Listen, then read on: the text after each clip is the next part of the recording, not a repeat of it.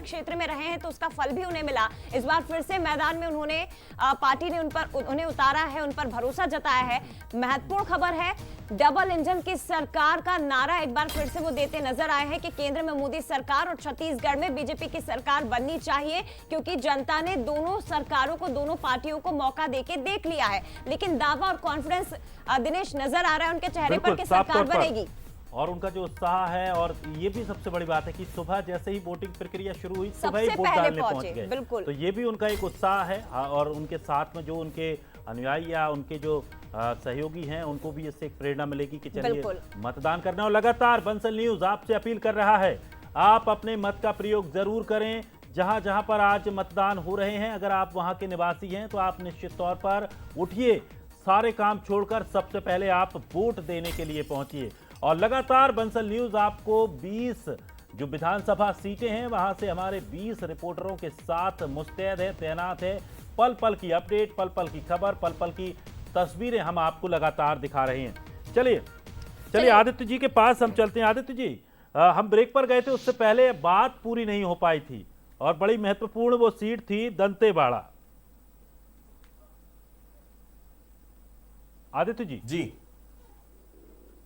जी देखिए, दंतेवाड़ा बहुत महत्वपूर्ण सीट रही है। दंतेवाड़ा बस्तर टाइगर महेंद्र कर्मा की परंपरागत सीट रही है। महेंद्र कर्मा 2013 में 25 मई 2013 को जो झीरम हमला हुआ था उसमें शहीद हो गए थे। उसके बाद 2013 में उनकी पत्नी है, उनको वहां से टिकट दी गई थी।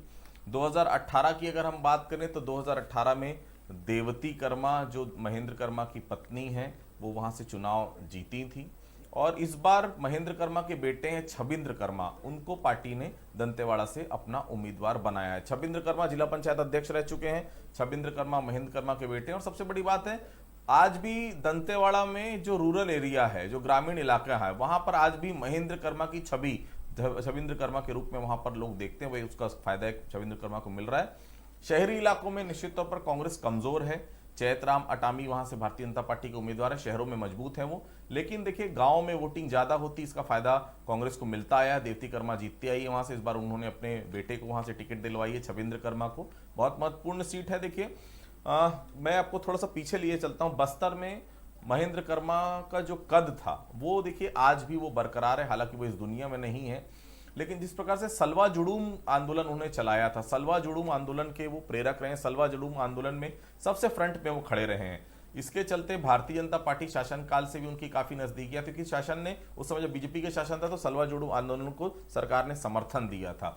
उस नाते एक अलग दबदबा था पूरे बस्तर में महेंद्र कर्मा का। महेंद्र कर्मा खुद भी बहुत बड़ी शख्सियत थे और कांग्रेस को स्थापित करने में बस्तर में सबसे बड़ा किसी का हाथ रहा है।